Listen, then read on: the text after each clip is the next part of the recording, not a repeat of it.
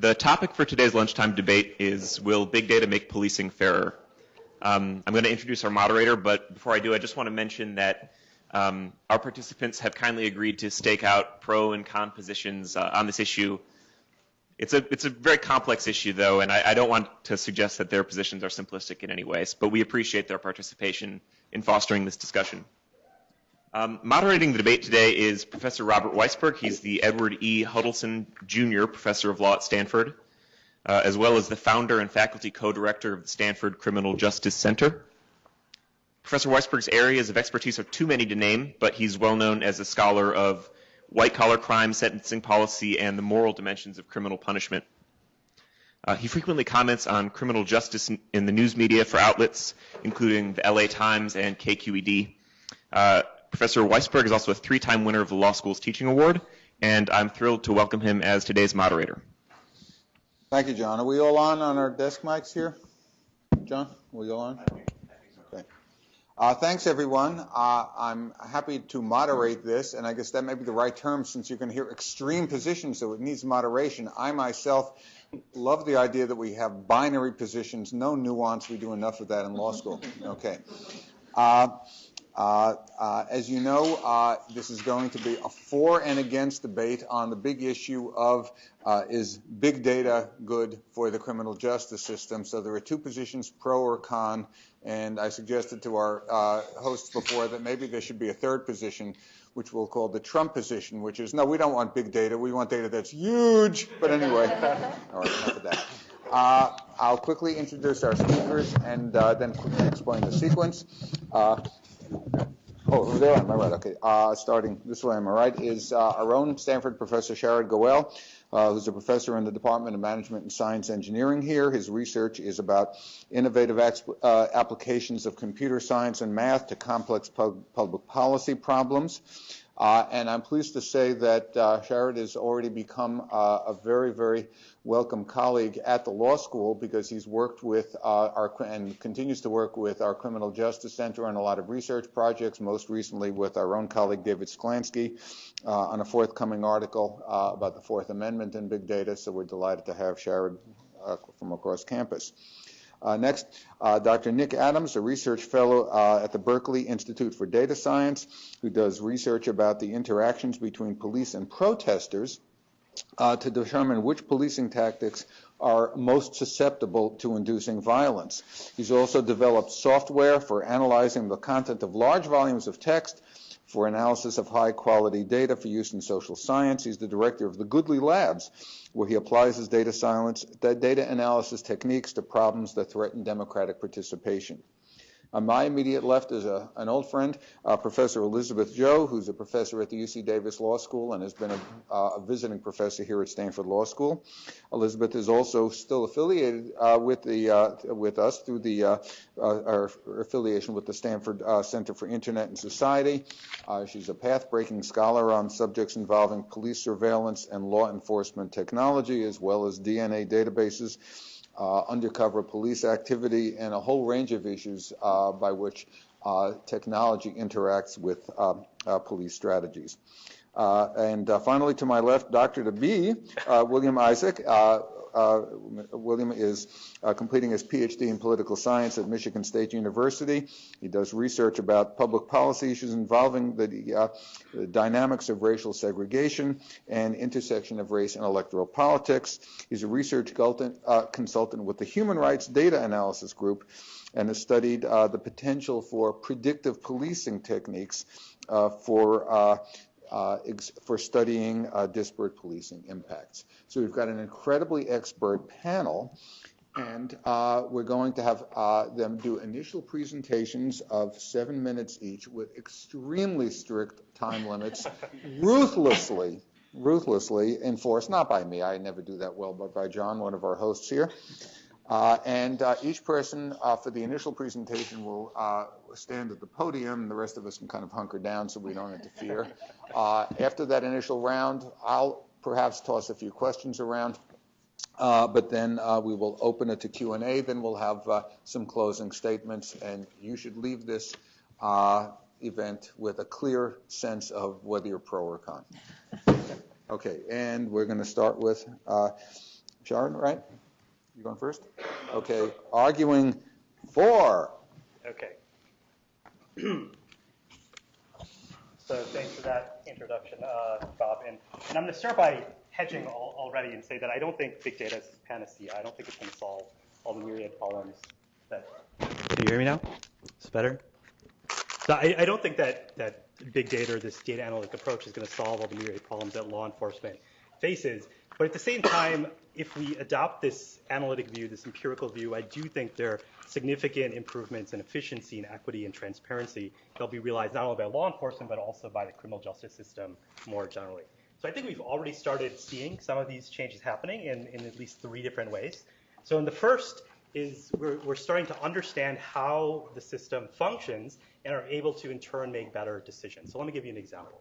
Last year, late last year, the New York Times ran an expose where they studied traffic stops in North Carolina and other states.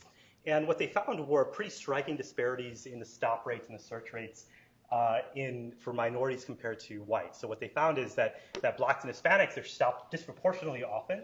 When they're stopped, they're searched more often than whites. And when they're searched, contraband is found on them significantly less often than on whites. And together, these facts suggest that there's widespread discrimination in this practice of police stops and searches. Now, when the police chief of Greensboro, North Carolina, heard about these results, he was alarmed in his own words. And what did he do? He actually ordered all of his officers to stop pulling over minorities for minor traffic infractions, which this expose identified were particularly prone to racial disparities. Now, this type of decision would not have been possible, or at least this decision wouldn't have been made had it not been for the type of analysis that required tens of thousands of traffic stops, an analysis of this type of data to tell us what exactly is happening. So the second way in which I think data analysis is helping us bring equity, efficiency, transparency to the criminal justice system is by changing the incentives.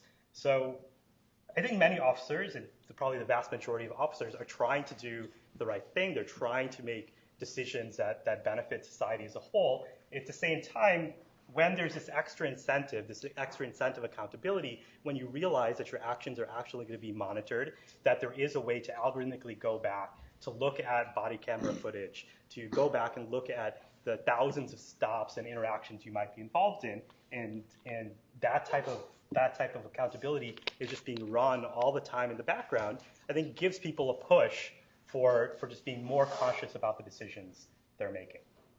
Now, the third way, which I think is actually the most important, or the one that I'm most excited about and feel is the most promising, is giving decision makers on the ground tools to make better decisions. So law enforcement officers, judges, these types of people, the tools to make better decisions. So how does this work? So let's take one specific example. Pretrial detention. So pretrial detention decisions, judges have to decide whether or not to set bail for a defendant or to let them go on their own recognizance. Now, this is, in my mind, one of the most significant decisions in the criminal justice system. And why is that? Well, if the judge decides to set bail, then that's going to be a significant burden on the defendant. They're not guilty of anything. They haven't been convicted, but this is a significant burden. Many of these defendants can't pay bail, can't post bail, and so then they're stuck in jail until their trial. And even if they can post bail, often this is coming at the cost of working with a bail bondsman, which is significant. It's a significant financial burden. And so this decision, whether or not to set bail, whether to release a defendant on their own recognizance or to set bail, this is pretty significant. Now, how can a judge actually make this decision, this determination? Even a well-meaning individual, this is a complicated decision. They're trying to weigh the burden against the defendant, against the public safety requirements, against the flight risk, and this is a noisy decision. Now, what we're finding, we're working with one of the largest DA's offices in the country. We analyzed 100,000 bail decisions, and what we found is that making statistically informed decisions, you can significantly increase the number of people that you release on their own recognizance while still maintaining the flight risk. So many, many more people can be released if you statistically gauge what the likelihood is of them to not show up if you were to release them on their own recognizance, while still maintaining that overall flight risk. So this is a significant change to the lives of tens of thousands of people, this decision that's just made all the time in the criminal justice system. I'll give you one more example of this type of algorithmically aided decision-making.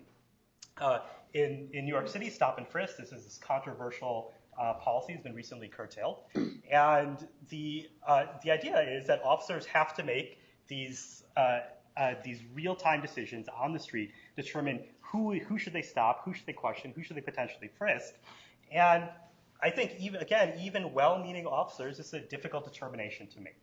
And so what do? We analyzed millions of stops over several years in New York City, and we developed these very simple heuristics that officers can use to determine who to stop, who to just say that the risk of them actually being involved in criminal activity is so low that it's not worth it.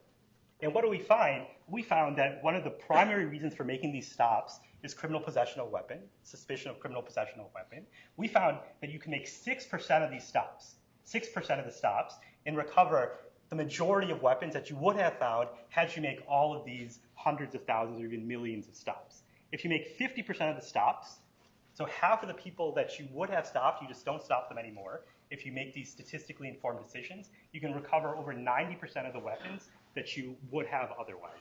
So you can get almost all of the gain from this policy, but still you're stopping only half as many people. And again, these are real lives, right? You're talking about hundreds of thousands of people. In some cases, millions of people are being stopped. And by making these algorithmically informed decisions, you're significantly curtailing the burden on the population while still maintaining the public rationale for making these types of stops. Now, what's interesting in this context, and what we find in a lot of other contexts, is that when you optimize for efficiency, in this case, optimizing for recovering contraband, recovering a weapon, we actually increase the equity of these stops too. Why is that? Because in many of these contexts, there's discrimination at play. And so these low-powered stops, these stops that really shouldn't have happened in the first place, they disproportionately target minorities. And so when you focus on efficiency, which everybody loves to do, law enforcement wants to focus on efficiency. This is an easy sell. But if you focus on efficiency, you just get the equity for free. And I'll stop there. Thank you.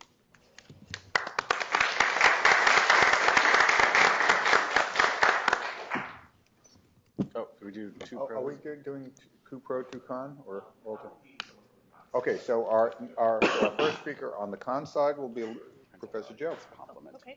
Okay, is that all right? Okay.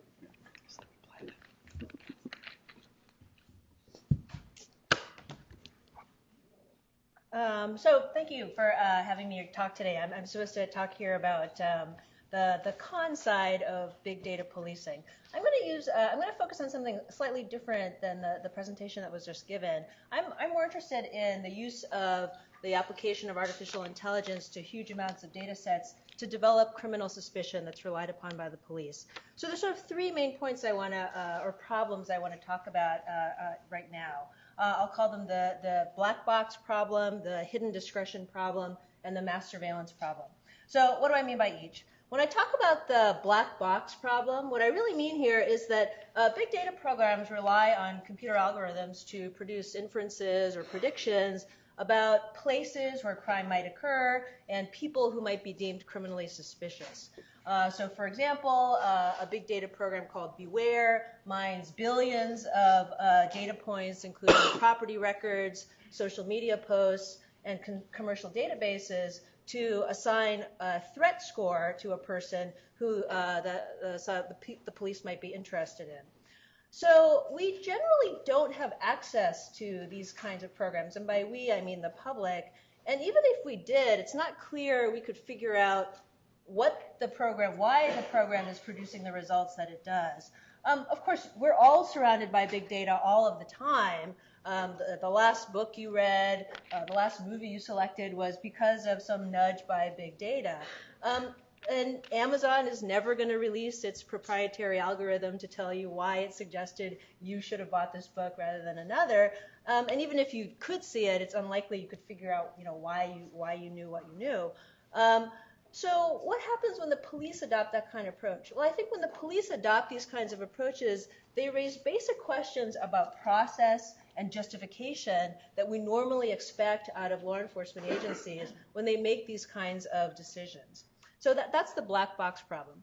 The second problem I call hidden discretion. I think one of the big, the allure of big data programs for the police and for people who advocate for them is that these are programs that appear to make totally objective assessments about criminally suspicious persons and places. But in fact, I think there's a lot of human discretion that's baked into these programs. So these range from very basic decisions, like which mathematical models will be adopted, what crimes should be targeted by big data programs that the police rely upon, or even what the police should do with the inferences once they have them that have been produced by these big data programs. There's also a slightly different kind of human discretionary problem, and this comes from the software world, this kind of garbage in, garbage out program. So take arrests. Lots of arrests, not all to be certain, but lots of arrests are the results of discretionary decisions by individual officers. They don't have to make arrests in lots of cases, but sometimes they do and sometimes they don't. So let's say that a big data program factors heavily a factor called arrest rates. And those help calculate assessments about where police should go geographically in a city or in a neighborhood, as opposed to ignoring other locations in a city or a neighborhood. So the police are directed there, in part because of a high arrest rate that they were told was an important factor in the algorithm. And lo and behold, they go there to conduct more arrests because it seems like a good place to have been. And those arrest rates then loop back and feed into the algorithm that then produces more inferences about directing people to those same places. That becomes part of the historical data, and at least in some of the predictive policing software that's out there. And of course, the garbage in, garbage out program relates to things like the only data we know is the data we know.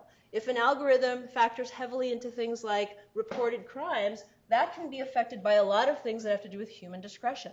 So for example, if an insurance company decides that it will no longer require crime victims to file police reports with regard to certain kinds of crimes, well, those crimes essentially disappear. They become unreported crimes. That doesn't mean the crime has disappeared, but again, I think this gives you a sense in which the crime rates or the extent to which big data programs rely on things like historical crime data aren't always sort of truly objective in the way that they might try to suggest.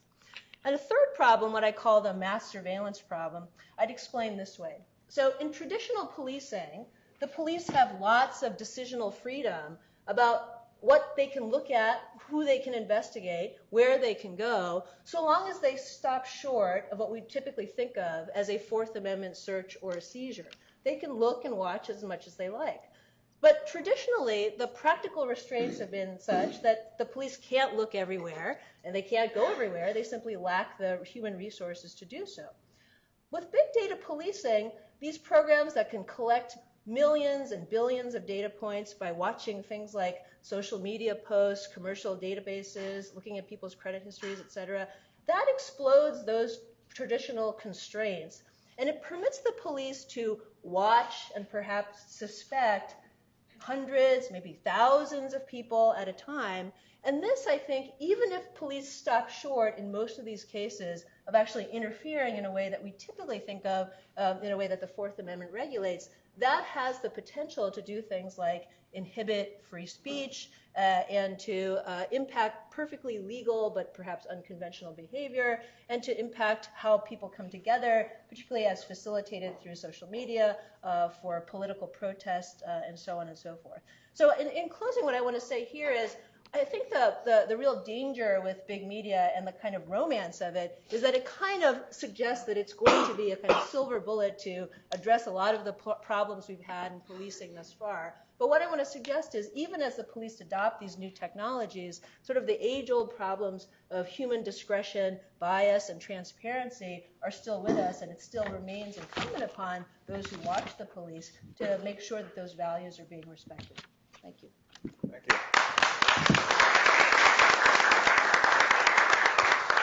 And now respectfully disagreeing with Professor Joe and possibly respectfully agreeing with Dr. Goel is Dr. Adams. We will keep it respectful. Okay. If it looks like I'm checking my email on my phone, it's because I'm checking my email on my phone where I've kept my notes. Okay.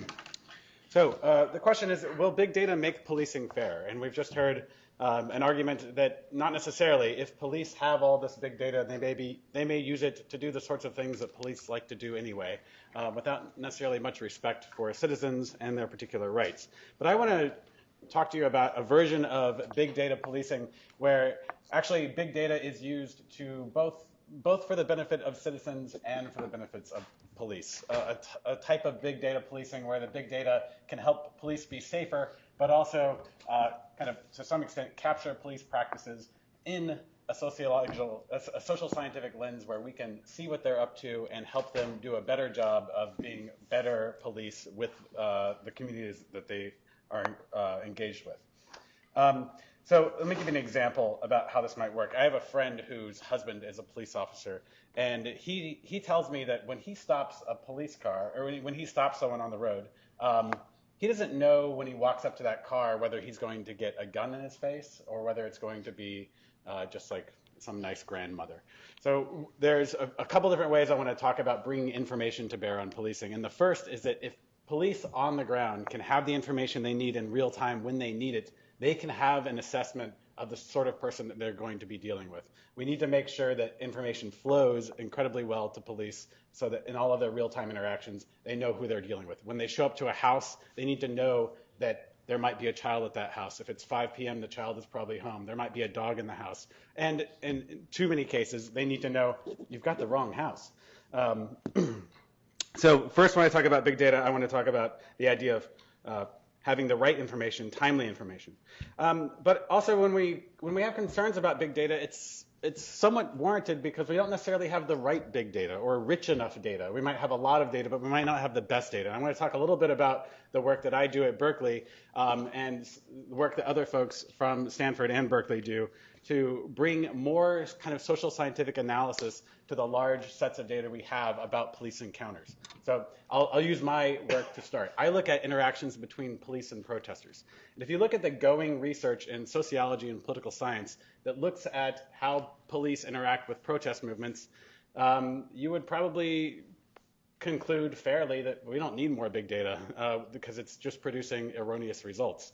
A lot of the researchers who have looked into protest events and how they're policed tend to model those events as singular one-off events over and over and over. But if you look at something like the Black Lives Matter movement or the Occupy movement, as I have, you know that those events are actually linked together across campaigns of events.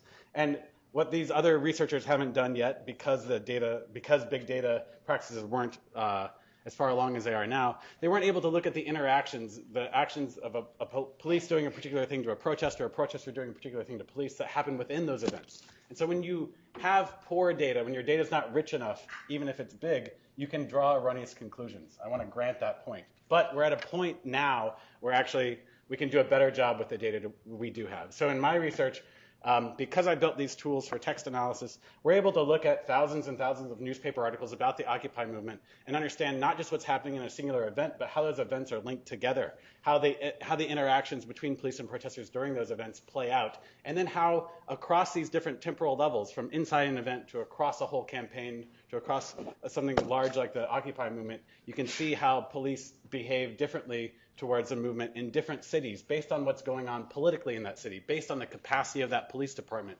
based on even something like the violent crime rate in the police department. And during the Occupy movement, if you were doing an Occupy movement in a city where there's a high violent crime rate, the police more or less shrugged at your movement, as opposed to a city where there was a low violent crime rate and then they were more interested in what was happening down at City Hall. If elections were coming up, police were less likely to arrest people en masse. They wanted to keep that stuff out of the papers on behalf of the city mayor or something like that. So we're getting better and better data to understand why police are interacting differently in different situations. Let me bring this down out of my research, but to the level of a police encounter. Police and some citizen on the street having some interaction. Right now, we have some okay models of how those go about. And you can look at the research of Brent and Sykes back in the 1980s, and they've done a pretty good job of modeling how these different behaviors play out in sequences that lead to the outcome that a police officer wants, sequences that lead to violence, sequences that lead to the use of force, or sequences that lead to something that's pretty anodyne, pretty innocuous, and everyone walks away pretty happily. What we need is big data research that's able to record everything that's going on with those situations, with those encounters, to understand the actions that occur within the situation, how the situation also shapes the actions that are occurring within it. If we can do that, and we can at this point, we can take body cameras from police officers and we can see how they're interacting with citizens. We can start to model the sequences of interaction that go well or go poorly. We can start to train police officers that if this happens and this happens, you need to take this action in order to de-escalate the situation. That's a case of big data being used to improve outcomes for both the police and the citizen that's interacting with them. Now, how is that actually going to happen in police departments? When I talk to people about my research, they're like, oh, you can really use that to show that the police are being strategic. You can use it in a court of law and show that they're intentionally being violent. And you can really hold them to account. That's true. That's one way to look at it. But we also need to think about, if you talk to police department officials, people kind of at the lieutenant level up, sometimes sergeants as well, those people they're smarter than the average bear, pun intended. And they are actually looking for ways to make sure that their interactions with their communities at a broad community level, but also on a one-on-one level, are healthier. And there are people who need data. They need big data so that they can, in that boardroom meeting, they can stand up to the person who wants to give kind of the macho argument that the police just need to get harder. No, they don't need to get harder. They need to get smarter. They need to understand how interactions play out, how an interaction of stopping someone in their car or showing up at their house or talking to them on the street, how those situations are different, how the different conversational projects of the police officer who just wants compliance or the person on the street who wants fairness. Like, how can those different things be negotiated and managed so that police officers and citizens are getting the sort of results, the sort of relationships, the sort of encounters that will make us all a healthier community together. Thank you.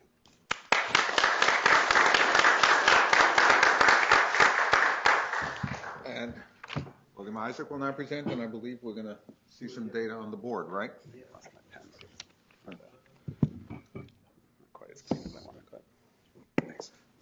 Okie dokie. So, I'm a pretty loud talker, so it might carry anyway.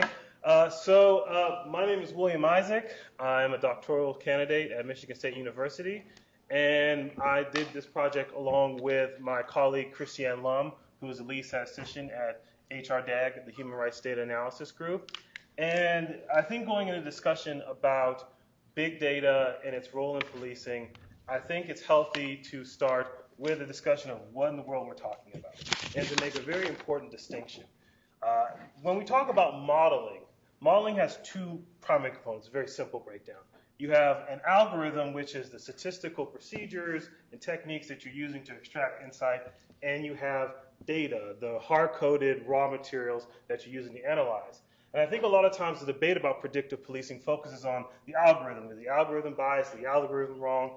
In fact, we focus very little on the data, right? Because in a lot of cases, right, especially in machine learning, you're using both. You're leveraging both components in order to gain insight. So you actually have the potential for having bias in both dimensions, right? So in this case, we're applying this to predictive policing, and I'm defining predictive policing as using some machine learning technique to forecast future crimes, right? And there's a variety of them. There are some that are place-based, like ComStat.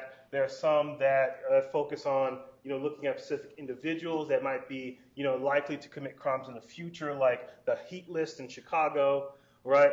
Now, a lot of these databases are based on criminal records databases. So if you go, some cities have this where you can download and look at all the instances of crime. I know of people who buy a house on Trulia. They have scores or indexes that show you crimes that have been committed in your area. Now, all of those are based on our observed or documented instances of crime. So now when you run that through a machine learning model, you're not actually learning patterns in crime itself. You're actually learning about patterns of police records, right? Because as we all know, I think it's common sense to say, is that what we know is not all crime is observable. We don't witness all crime, and police don't record all crime. Right? But when they feed, I would say not the police specifically, but vendors who sell software who tell them that this is going to happen, right? They believe, okay, we have all the crime, right, and we're going to be able to forecast this. And really, that's not the case. And so what happens is you put this to a machine, and it's just going to tell you where you're going to find the next reported crimes. It's not going to tell you where crime's going to be at. It's not going to tell you what you think is going to be the future. It's just telling you, it's going to bias you towards what you've already documented, right?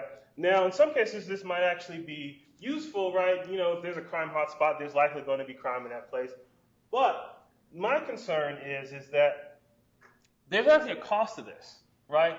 Because of the bias that we see usually towards certain racial groups and income groups, over the long term, having this constant surveillance and constant vigilance in a particular neighborhood, it does have a cost in the community. It deteriorates the relationships. What it leads to is a lack of trust between the community and the police. And I don't think that gets factored in when we talk about the impacts of predictive policing. And so I think part of the discussion is also thinking about what cost are we incurring when we try to use these techniques. So to kind of motivate this and to go further, which is to kind of demonstrate why I don't think this is a fair approach or use of big data, we're going to use a simple example for the city of Oakland. So if you look both on the left, you have actual drug crimes in the city of Oakland from 2009 to 2011. And as you can see, right, that you have quite a bit of variation in the drug usage here, which I'll talk about in a second. Drug crimes are actually highly isolated in areas. This is West Oakland, which is a predominantly black neighborhood, and this is the Fruitvale area neighborhood, which is also a predominantly non-white neighborhood, right? So you actually, so you don't really see a lot of widespread arrests for drug use if you look at the data. But if you look at drug use, and we actually took this model from the National Surveys of Health. This is actually estimates of, predicted drug use, right? You can see this is fairly evenly distributed. Most people, regardless of rich, poor, use illicit drugs, right? And the differences between groups are not that drastic. And so they might say, okay, so what? But what that means is that over the long run, that you might have some neighborhoods that are over-policed and some neighborhoods that are under-policed based on what we actually think is their actual drug use. And so you can see the neighborhoods that are over-policed tend to be minority neighborhoods or low-income neighborhoods. Now, we wanted to go one step further, and we actually wanted to see what would happen if we fed this data into a predictive policing algorithm. Hard thing is that most predictive policing algorithms are actually not available to the public, right? They're often proprietary, and it's very hard to get your hands on them. We were able to find one that was published in a statistical journal. We replicated it, and we fed data, crime records, in the Oakland PD data set through it to simulate what would happen if you actually turn on a predictive policing and where they would target. So we have two videos. So now I'll explain this real quickly. So this is actually the model. Now we've turned on Predictive, and those red squares are actually neighborhoods that are targeted by the police. And if you notice, those are also the same neighborhoods that were targeted in the police records. And moreover, these are also all minority neighborhoods, right? And they don't change very much. Once the predictive policing model turns on, the squares are not moving. As you can see, they're still locked in these areas, regardless of the fact that crime is occurring in other locations. And if you look at the bottom right, we look at who's targeted, who's impacted by these predictive policing models, and you can see that compared to basically the baseline, which is no difference, you see that non-whites are targeted at a much higher rate than whites, about twice as much, right? And so we could, we said, okay, that's just a baseline. What if we actually amplified it and we wanted to see what would happen if you were able to say, let's say the police go and found additional crime in an area, right? And what you'd find is that the rates increase slightly, but what happens is they become more certain about where crime is. So they believe that these squares are actually really where the crime is. Rather than going and looking around, they will dedicate more resources to these areas because they feel they're very confident that this is bias, right?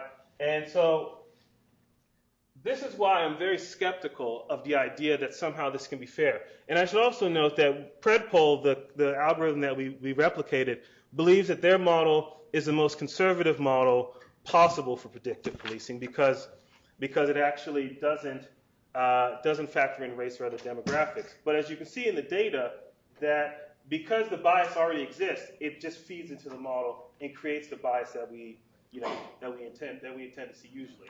So that's my conclusion, and I'll follow up in the summary.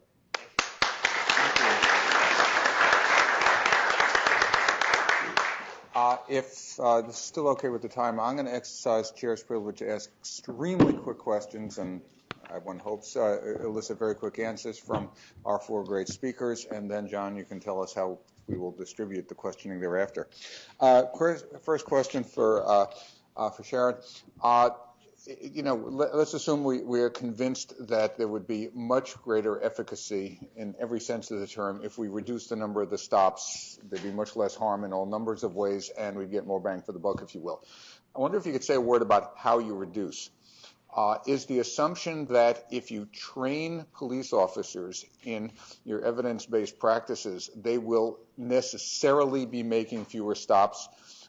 Is it that you may have to have some kind of managerial technique, a kind of reverse quota, a kind of cap? And how would that happen?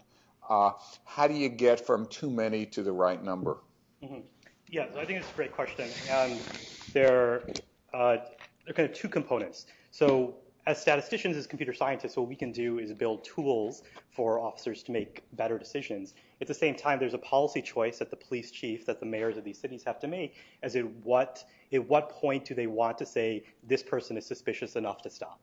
So we can estimate the risk, and now someone has to make a decision and say, well, above this threshold, these are the people we're going to stop, and these are the people that we're not going to stop. Now, what we're finding is that this actually isn't a very big trade-off in the sense that decisions right now are so inefficient that if you do anything statistically reasonable, you can get almost all of the benefit that you were getting before, and you still make dramatically fewer stops. But still, this is a policy choice. That this, if the department wants to say, well, this is great, now we're just going to increase the number of stops we make, we're still going to focus on people who are more likely to be guilty based on these types of statistical techniques. But we can't say make fewer stops. I think that's a natural way to implement these policies, but certainly they could use this and say now we're just going to stop even more people. And so I want to distinguish between the policy aspect and the statistical aspect. Great, thank you. Question for Dr. Adams. One of the attractive things about your position is that it's not pro-police, it's not pro-protester, it's more holistic. There's an assumption built in there that there is some common denominator, some consensus goal here that nobody would really disagree with. I suppose if it were preventing horrible physical harm to individuals, maybe that would be a no-brainer. But there are other types of harms, there are other types of risks, and if I can imagine for the moment 2 sides, police and protesters, that's self a little simplistic, they don't have the same goals. And the police are going to be interested in crime control, and that's not necessarily coincident with their own safety of the others. And there's obviously an expressive risk-taking on the part of the protesters. So how would you define the consensus goal, or is it really fully a consensus?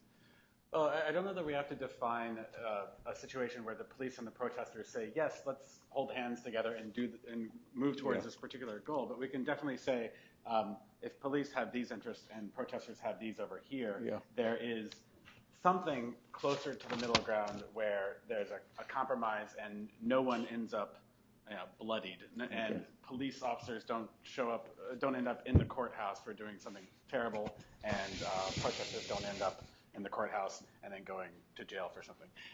It's not so much that, I mean, in a rosy kind of Berkeley picture, we all want a stronger civil society. We all want a strong public square where people can speak out and their First Amendment rights are respected. Getting that particular, I think it is about getting a balance, not about necessarily a goal that's right in between them. Great, thank you. I'm going to ask sort of the same question to both Elizabeth Joe and William Isaac and let them answer each in their own way. Could it be argued, he said rhetorically, that your argument is not against the use of data, but against crappy use of data?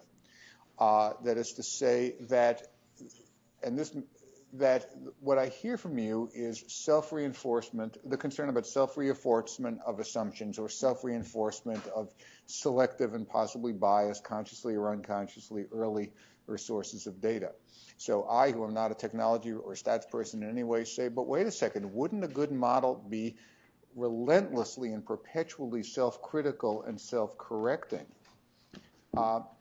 So on the one hand, re-examining the effects of the targeting of places that are being relentlessly targeted to see if there's a mistake made here, and then could this be conceivably a kind of corrective technique?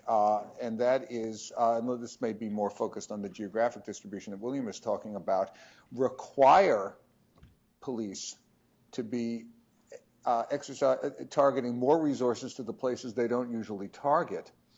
First of all, there's a kind of equality balancing there, but also, will they then discover to their surprise that, guess what, they're finding more bad stuff than they would have expected, so we're kind of ratcheting it up rather than ratcheting it down. So I think my question applies to both, so.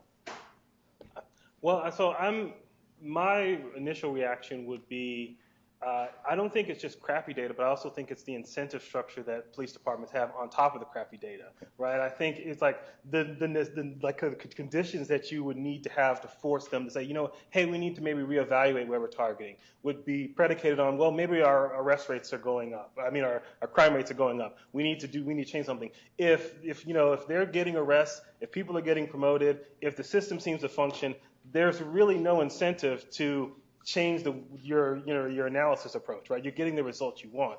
So I think it's really difficult to say, oh well, if we kind of like push this on them, that somehow this will work, because I don't think the incentive structure is in place to say, you know, if we change the way we're looking at, you know, what neighborhoods we're targeting and arrests go down, right, or, you know, we don't get the outcomes that we want to help us get promoted, or to help, you know, tell public lawmakers that, you know, somehow that, you know, we're doing our job, then, you know, I don't really feel like they're going to be motivated to kind of make those changes. I mean, I would, in a perfect world, I'd love to see that. I'd love to see, you know, a really well-defined policy about how you approach, you know, the handling of data and how you assess your analysis in the police department. I think that would be a wonderful thing, but I don't know if the incentive structure is in place to do that. You agree? So, well, partially. So I have a couple of responses. One is, no, it's not just about crappy data, although crappy data is a big part of the problem. And so even in a perfect world where you had this self-correcting, nearly perfect system, that's possible, that could exist, but the world we live in now, the difference between the imperfect and the perfect is not marginal. There's a cliff after the imperfect. And that's where, you know, and the costs are human mistakes made on individuals. And then even if we had a perfect system, I think some of the things I was sort of hinting at is we're talking about policing. We're not talking about like the next movie we're going to watch.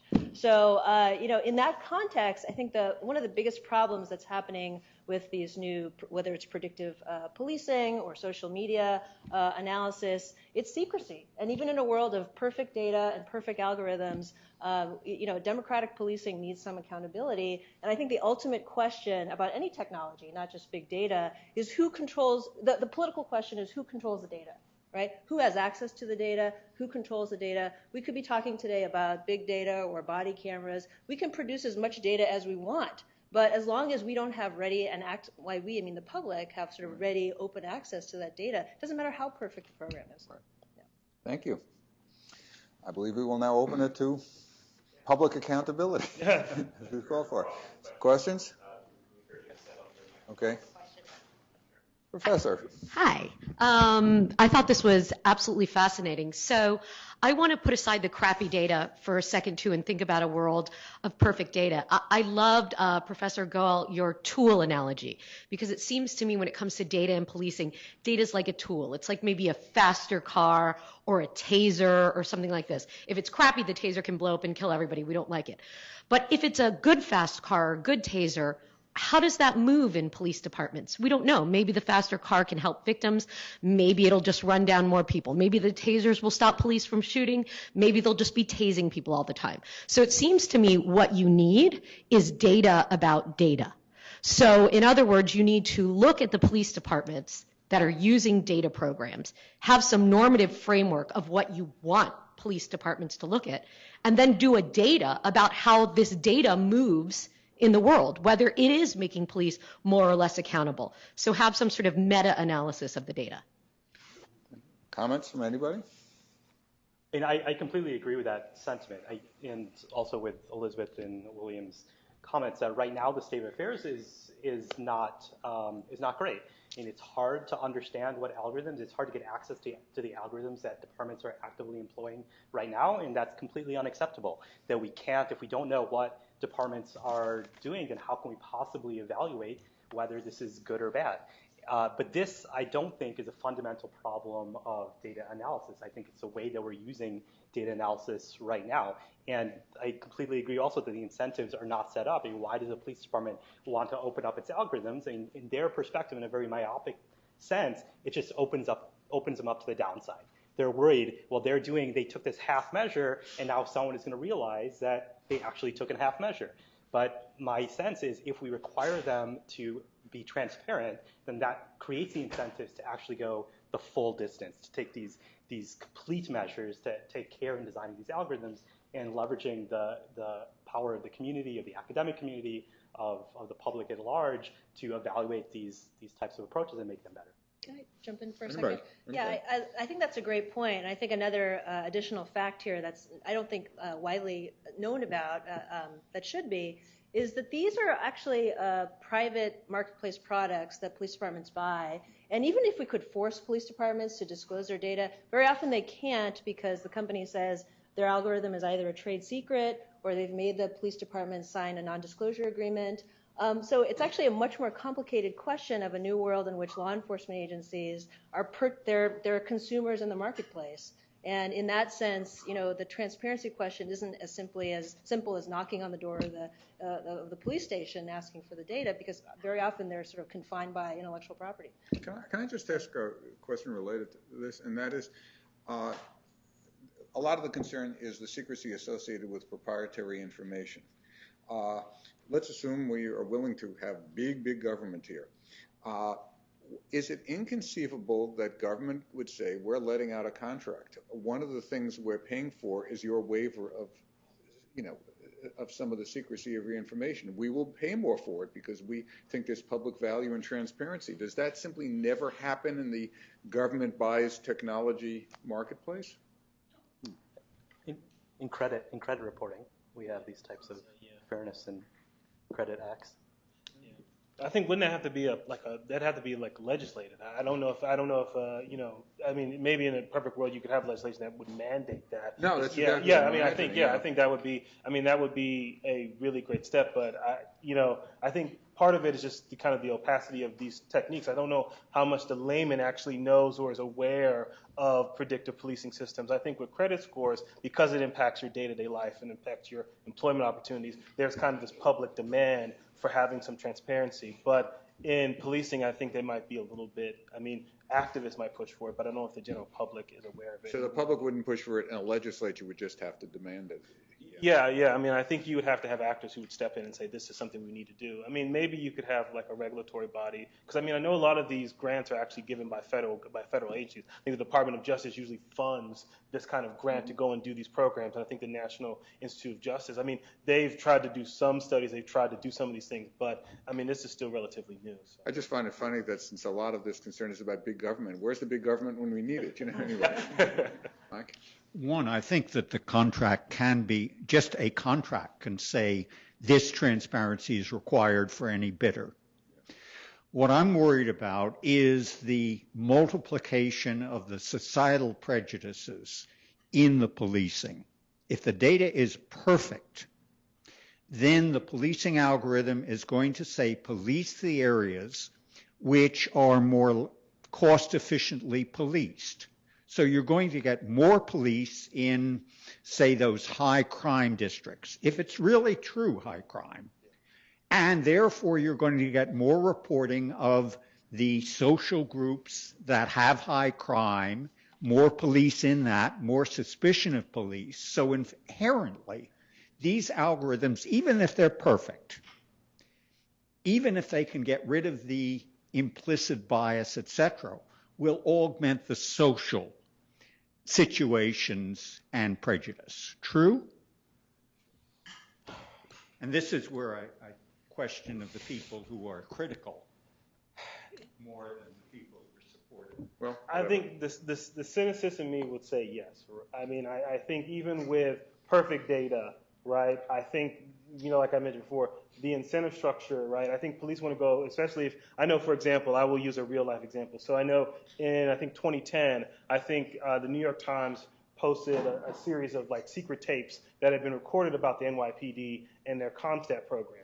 And basically, they were meeting and they were saying, look, we need to meet certain quotas, and we need to go to these areas, and we need to make sure that we get arrests in these areas, right? So even in a world of perfect data, I think the incentive structure, right, for police officers to meet a certain number and meet a certain target, right, will mean, okay, I know where crime is because I have perfect data. Let me go to the places where it's easy to go get an arrest, right, and so I can get my numbers up. And so, so I do think that's it. My hope is, and I think if I'm, kind of hedging here a little bit, is that maybe we can design tools that give us maybe a little bit better outcomes, and we continue to work at it. I think, and also I think this is also kind of a, when we say big data and we say policing, this is a very broad term. And so, I hate to say that, to say, oh, this is with perfect data, you're always going to get biased, results and bias. Policing, right? There might be some elements. So, for example, the city of Toronto, right, has a wonderful system where, the police officer is not just coming in to arrest somebody, but he's really the point of contact for lots of social services. If you had a predictive model that would allow someone to go into a neighborhood, and let's say we could forecast there's a lot of need for mental health resources, right? So, like, that changes. So for me, I would hope that even just in this discussion, right, we need to maybe rethink what we mean by policing. Right? Policing, right, we're saying that, oh, this is going to arrest people or that we're going to harass people. But policing could also mean engaging with the community and figuring out what resources the community needs to improve the condition. And I think, and so the problem is we don't have the measures that say, okay, if the police officers go into this neighborhood and let's say, graduation rates go up, right? Let's say drug use goes down, right? They don't get credit for that. They get credit for arrest rates, and they get credit for clearance rates. And so I think the data isn't there yet, but that's where I think the promise is, but we're not quite there yet. Right. I want to. Nick and then Elizabeth. Go ahead. Yeah, I want to build on this point because you can overfit a model and you can continue to exacerbate the biases of your model. And you're absolutely right. If we're going off of data that's existed for the last few decades, where police have been disproportionately policing under disadvantaged communities, you're going to get more and more of the problems. But we can also think of this data science kind of approach to policing as something not just that police do, but that scientists do, social scientists like me, or anyone who can do kind of conversational analysis or discourse analysis can look at a video from a police camera and they can look at what's going on with a particular encounter. And if you have hundreds or thousands of people doing that, and there are ways to scale that up, that's part of what I do with my work, is to get citizen scientists involved in looking through, I have people look through text, but they could be looking through videos, millions of videos of police encounters, and kind of identifying all of the common features across those things. People have done this on a very small scale in the past, and what they find is that what determines the outcome, the positive or negative use of force in some situation, has very little to do with the department's culture. It doesn't have a whole lot to do with the identity of the police officer, him or herself. It has a lot to do with the situation. And so what we need to start to understand is that the interactions, whether they play out to something that's positive or negative in the end, have to do with the way that people navigate through difficult situations. You always have a difficult situation pretty much when you're talking about a police officer and someone they're encountering. So there's a role for the public, there's a role for scientists to be the ones who are doing this data science, who are building the appropriate algorithms, who are being careful to know that there's a history of the data being biased because of a very biased system. And there's a way that all of that can be folded into the model, and then you're doing a sort of policing that's very responsible to the public and to the needs of the larger community. Thank you. Elizabeth? Just a quick comment on William's points, which I agree with. That is, I also think there's a subtle way in which big data programs, which I've already said are, by and large are sort of products in the marketplace. They're also subtly shaping what policing is, what the ultimate objectives of policing are. Big data algorithms don't take into account justice or mercy or even good discretion. You did engage in a prohibited conduct, but, so I think in that way, we're talking in terms of could there be a perfect algorithm, but we're still talking within the framework of this is the sort of optimal way to think about policing in the future. It may be, but we're really sort of discounting other kinds of things that police have always done, which is, first of all, most police aren't arresting during their shifts. They're not doing that kind of stuff. They're doing social service stuff. And it's hard to think of how do you capture that in an algorithm. And yet all the big data excitement is about how do we, have these warrior cops make good arrests, right? But that's actually a relatively small proportion of what the average officer does. So. I'm going to, if I can, twist one of the questions and actually give it back to Nick for a second, because there's obviously a difference in the context some of us are talking about. So most of the discussion has been about the relatively circumscribed phenomenon of a police-citizen encounter. Now there, of course, if you were applying the car cam or the body cam issue there, one thing we're learning is, first of all, I think we're moving in the direction. I think it's a little too late to say let's not have any of these cams. I think it's going to happen, and we know a lot of the work in the future is going to be making sure it's done very well, making sure it's temporally complete, spatially complete, not distorted in its perspective. Now, when you're talking about a large encounter, multiple person encounter, a public event, I fully appreciate that in some ways the more the better, because for a better picture of that event and better dot connection to other events. That could yield a lot of information which is somewhat separate from the, let us assume, fairly uncontroversial goal of the original enterprise. In other words, to protect people from harm. One of the things we worry about in law is if the police are, for some legal reason, allowed to, if the state is, for some legal reason, allowed to get information, could we then say, but you can only use it for certain purposes? Is there a risk that, despite its benign goal, the phenomenon you're talking about is going to create huge opportunities for police to notice all kinds of things about people, which they then could use to prosecute the people? So we have a better understanding of how these social interactions happen, and then the police use that to violate people's rights. Or let's say to see things which the people have no right to keep private, but would not have been seen were it not for this independent mechanism. Yeah. And can we then say, and since we want to prevent the old perverse incentive problems, police, when you do it for Nick's purposes, don't come back and tell us, oh, in the course of things, we saw somebody doing something we're about to bust them for. Right. Yeah, this is a major concern because I actually have people out there who record events as they're happening and then send that data back to my research group, and I have to worry about getting subpoenaed. Yes, you do. Yeah.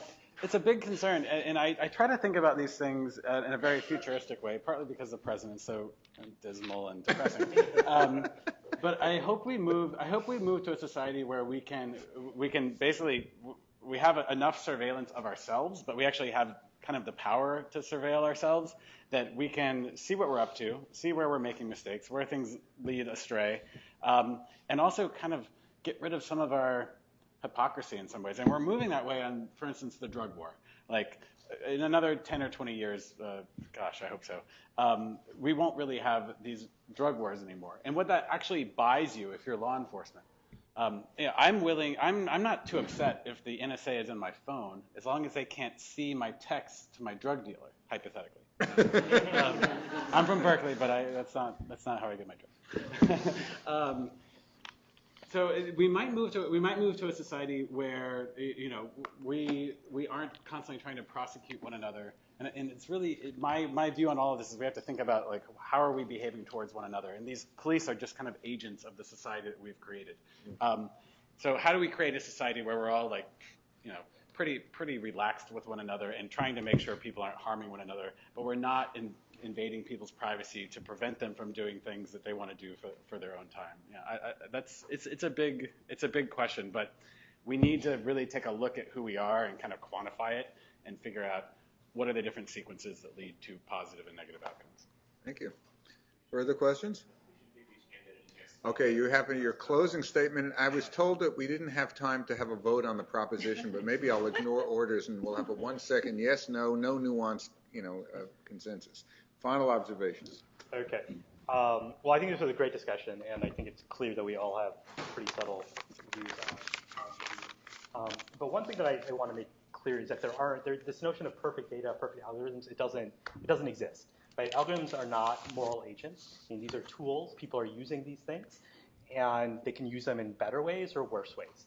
And I think that's the appropriate way of thinking about these things. So you can't say that the data are biased. The data are what they are. The algorithm is not biased. It is what it is. It's a series of lines of code that you're running against data, and you get some outcome. Now, of course, people are going to use these things in various ways that we might agree with or we might disagree with. But I think it's important to disentangle these two problems. One is a scientific problem and a technical problem, and one is a policy problem. And on the technical side, and as a statistician, as a computer scientist, I think we've actually failed a bit. We're selling these black box algorithms when there's actually no need to. What we've been finding is very simple, transparent methods do almost as well, but we just haven't been focusing on this, and so that's a failure on our side. Another failure on our side is that we're naively optimizing for something like arrests, for drug busts. And this is actually a very easy technical problem to solve, but we just haven't been doing it. And so again, when we reframe these problems in a way that's most appropriate, we can solve those technical problems. We're still going to have the policy problems. There's not an easy way around that. We still have to have these tough policy decisions, but there are these technical problems, we haven't solved them yet. And I don't think there's any good reason or even an excuse for us not having solved those yet. Thank you. Why don't we go in the original order, Elizabeth? Oh, okay. So I agree. I mean, I think these are just complex problems that aren't really amenable necessarily to a pro-con answer. I think it's no surprise that big data is coming to policing in the same way that big data has come to everything else. So I think the real question is, how do people in the fields of law and technology sort of understand what are the important questions to ask in this area? And also the pace of change is happening so quickly, you really do see this gap between the existing regulatory models we have of policing, and it's important to think about new ways of having the same values of accountability and transparency, and maybe different ways of thinking about the law in making that happen.